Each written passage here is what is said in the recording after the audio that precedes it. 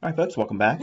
So I've completed the revamping of the Market Maker series and made it as concise as possible. So that is something else you can take a look at this weekend on YouTube. It's 5 parts. I kind of incorporated what we've been expecting this week so that way I could kind of share visibility with the public without giving them all the details and the bells and whistles behind it all. But from my YouTube perspective and the content that's taught there, it was enough to illustrate and try to inspire those individuals that can't make it here. All right, so the dollar index is our daily chart. We traded down below this low here on a closing basis. Sets the stage for a bearish market move. Relative equal lows with a low resistance liquidity run signature. Trade through that into the order block. Volume imbalance, sell side liquidity pool, relative equal lows. That's the next downside should we continue. We had a nice little retracement intraday on Friday today, so we'll see if we're going to resume going lower in coming week. Hourly chart sells off. Fair value gap in here. Bulk of the volume is seen with the bodies here, and then we have the FOMC run above, washing out anyone that's short and breaks lower. In here, I want to see if this breaker gives up the goods number. If it trades through that and goes below this low, then we'll be definitely looking for those daily chart discount arrays I outlined. For instance, the volume imbalance. But this could act as a short-term support. Send this back up into mitigation area up in here. 15-minute time frame, mud. Nothing terribly exciting here. It's lots of little short-term trades in here. It's set up shorts for British pound, as we'll outline. That's a TGIF trade. Euro dollar daily chart. Yeah, this one, like I said, it's summer months. It's being really manipulated, heavily manipulated, held in consolidation. I haven't really given up hope on which I don't have over here. I apologize, but the relative equal lows over here. I think that they're going to probably get swept. Maybe, as we get into August, it'll make its way down there. But I'd like to see dollar kind of like consolidate and allow euro dollar to trade down on some aggressive price move. Because if they're going to be doing some tomfoolery like they're doing like this, holding in consolidation, all this range in here, real hard to trade euro in this situation. Like, not for scalping, but like for swing trading and such. It's real difficult to operate in something like that. You want to have a little bit more cleaner price action, and we've had that in cable. So here is the hourly chart on euro. Lots of liquidity resting below here. I'm surprised that they didn't sweep through that, at least one candle, or at least take the FOMC candle down into that. That would have made more sense. But this one here has me perplexed. So that's why we haven't been touching on euro so much. Which brings us to the darling of our commentary, the British pound versus US dollar. All right, so we've taken out the sell side liquidity pool here. We accumulated, I taught this in the YouTube channel, so this is going to be complemented with what I taught in those 5 videos on YouTube. Weekly buy side liquidity pool and the rejection block here. And I'm going to zoom in on this in a moment, talk about that, because that's our consequent encroachment of the gap on this wick. We traded up through it and then completely gave up the ghost after taking that. So we're going to see what we see in regards to continuation or altogether rejection on this area up here. If we do rally more, Keep your focus right there. All right, here's that consequent correction on that candle here. So we went right up into that. Perfect to the pip there. You can test that on your own data. The way you test this is you put your Fibonacci on the close and drag it up to the high and toggle the 50% level on your fib. And you'll see that it is 139.82 and 1 pipette. And it hammers it perfectly there. And then it goes to 139.82 and 2 pipettes on this, and it creates the high today on the Friday. So with that in mind, right here, you can see it's beautifully traded to there and rejected, but Thursday's high was right on the money on that consequent correction of the wick.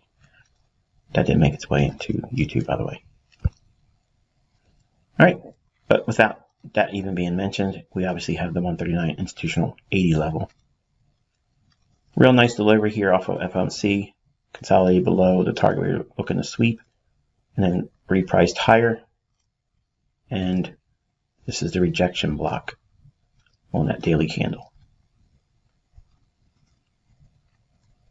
All right, so here we have the change in the state of delivery.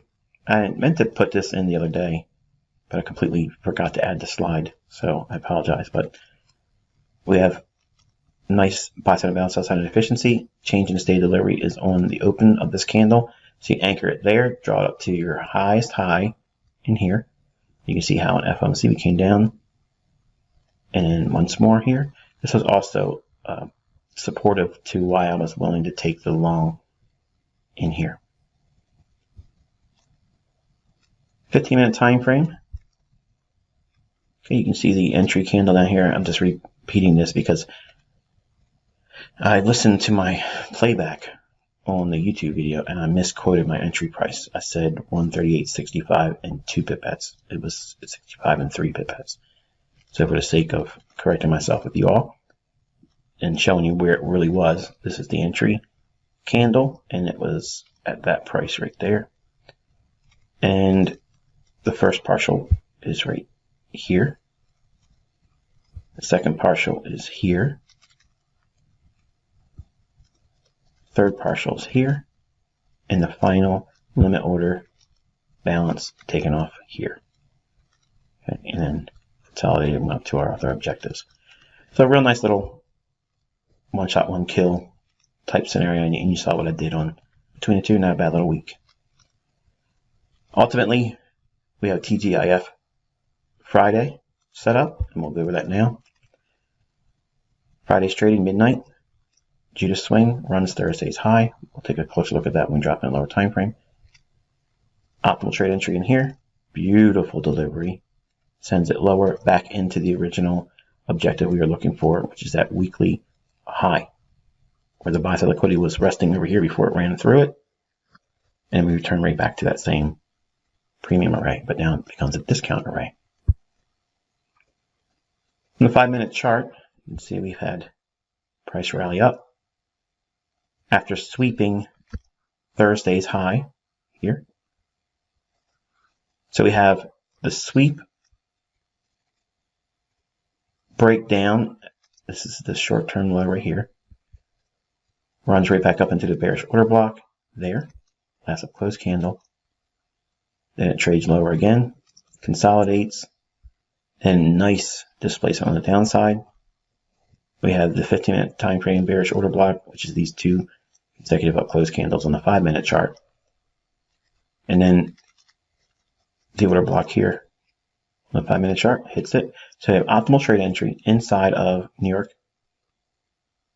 Heavy distribution back to the old weekly highs.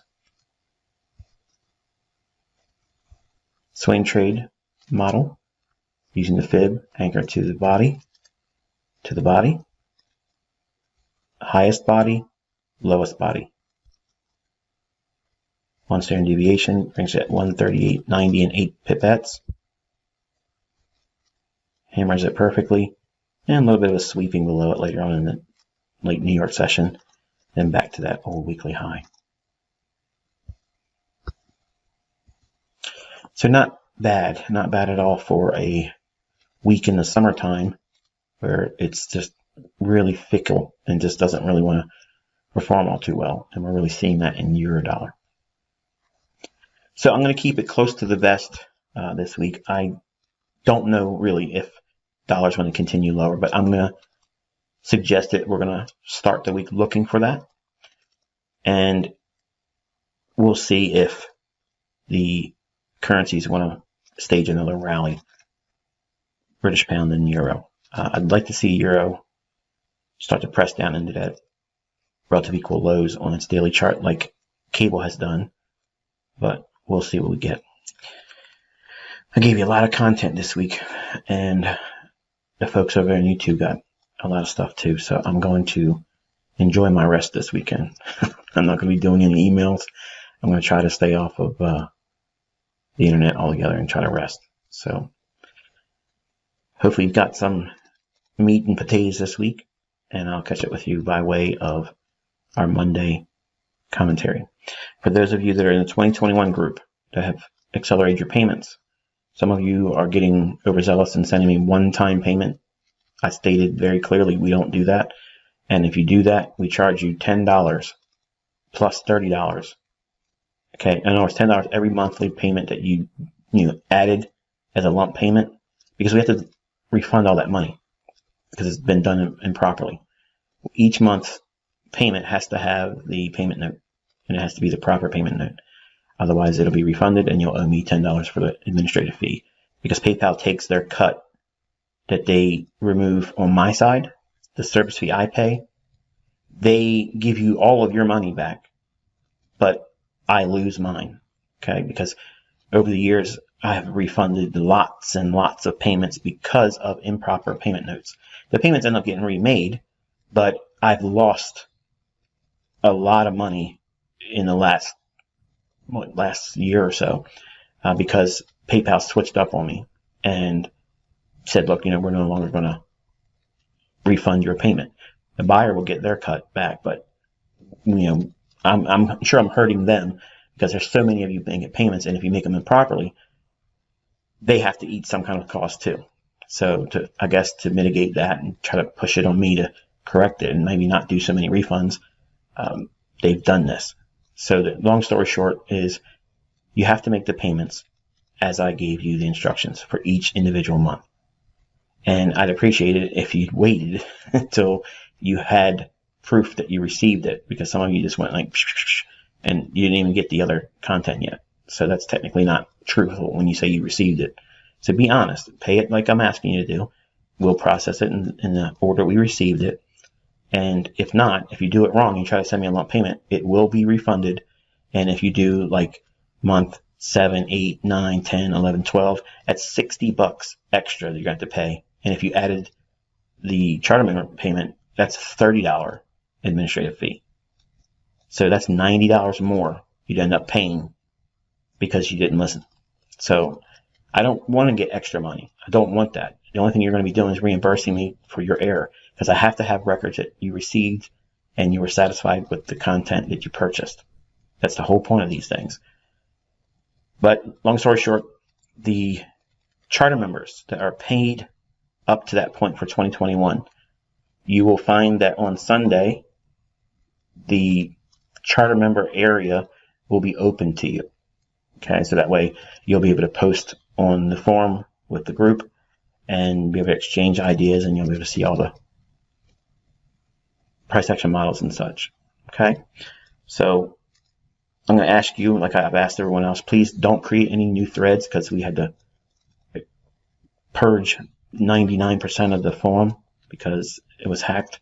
So I had reduced all that stuff down to one specific area where we're currently rebuilding. All of those threads, for those that are wondering, they're gone. And I'm upset because I thought that I could move them to an area where I could work through them slowly and make sure there wasn't anything in there. But when I moved it over, I did this myself. I put it over in an area where it literally takes it completely on the forum. And I've asked them if they could help me pull it back up, and they said it's one and done.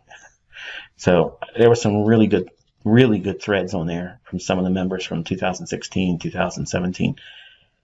and I can't pull them up now. So I'm not only embarrassed, but I'm disheartened by it because I can't pull that information back up. And some of them are really amazing posts, and some of them are really good testimonies and just encouragement to other students. And I just don't have a way of bringing that back up. So just as an update, let you know where we're at. But I will give you the green light go when we can start adding, in other words, allowing you to create your own threads in the forum. That means areas where you start the thread, and it could be a journal area. It could be just a topic you want to have people join in on. Right now, I'm trying to keep it just one area because I'm moving things around behind the scenes and getting user groups ready.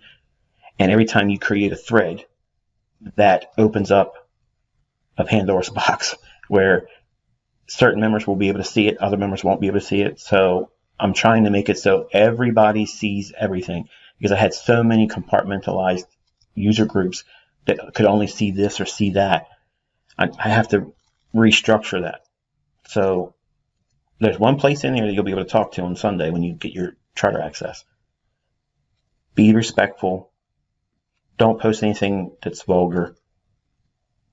Don't talk like you're down at the pub at the corner. And just be respectful to everybody else in the community. And I promise you won't have any problems, okay? And with that, folks, please be safe. Have a relaxing weekend. I'm going to do the same. And I'll catch up with you on Monday.